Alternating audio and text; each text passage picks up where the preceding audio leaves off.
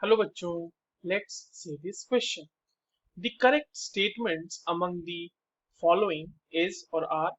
Statement से पहला the all the D and F block elements are metals. दूसरा statement है all the D and F block elements form colored ions. And third कह रहा है all the D and F block elements form paramagnetic ion. Options are one only, one and two and three, and all of these. चलिए इस question को solve करते हैं बच्चों। सबसे पहले तो ये देखते हैं कि इस क्वेश्चन को सॉल्व करने के लिए कौन से की कॉन्सेप्ट की जरूरत है। ठीक है, की कॉन्सेप्ट की बात करें तो ये सवाल बेसिकली हमसे प्रॉपर्टीज का है। Properties of D and F block elements हमें पता होनी चाहिए in order to solve this question. देखिए जो पहला स्टेटमेंट है ना कि all the D and F block elements are metals, ये तो सही बात है। डी और एफ ब्लॉक के सारे एलिमेंट्स जो हैं वो मेटल है। पहली बात तो ये तय हो गई। अब देखिए जो बाकी चीजें हैं वो हम देखते हैं दूसरे और तीसरे में। और दूसरा स्टेटमेंट ये कह रहा है कि all the D and F block elements form coloured ions. तो कलर्ड आयंस अगर सारे के सारे डी एंड एफ ब्लॉक बनाते हैं तो क्या उसमें से कोई ऐसा नहीं है जो कलरलेस आयन बनाएगा? तो इसका जवाब आता है कि हाँ जी, ऐसे तो आयंस हमारे पास हैं जो कलरलेस आयंस होते हैं।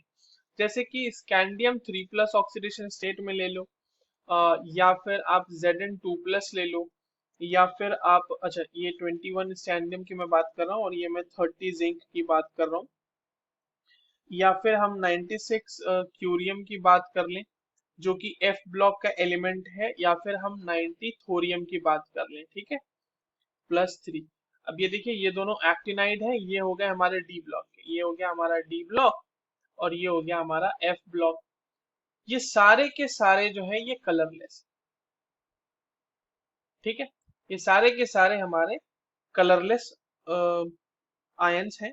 इनमें किसी तरह का कोई कलर ऑब्जर्व नहीं होता। अगर हम स्कैंडियम की बात करें तो वो 3D0 कॉन्फ़िगरेशन आ जाता है, जिंक 3D10 कॉन्फ़िगरेशन आ जाता है। थोरियम की अगर हम बात करें तो अगेन हमारे पास जो कॉन्फ़िगरेशन है थोरियम का भी वो क्या आ जाता है बच्चों, वो आ जाता है जीरो, मतलब उसके अंदर कोई हमारे पास वो नहीं होता, क्या बोलते हैं, वो 5F0 का कॉन्फ़िगरेशन है तो वो भी कलरलेस है। सिमिलरली हमारे पास Cm3+ जो है यानी कि क्यूरियम 3+, उसमें 5F7 होता है, हाफ फिल्ड होता है, तो वो भी कलरलेस है हमारे पास। Now coming to the third option, तो ये तो गलत हो गया ना, दूसरा ऑप्शन हमारा गलत हो गया। थर्ड स्टेटमेंट कह रहा है कि all the D and F block elements form paramagnetic ions. ये भी स्टेटमेंट सरासर गलत है। कैसे? देखिए अगर हम बात करें कि क्या सारे के सारे D and F block paramagnetic होते हैं क्या, यानी कि उनमें सब में जो है वो आपको कहीं ना कहीं अनपेयर्ड इलेक्ट्रॉन्स मिल ही जाएंगे क्या?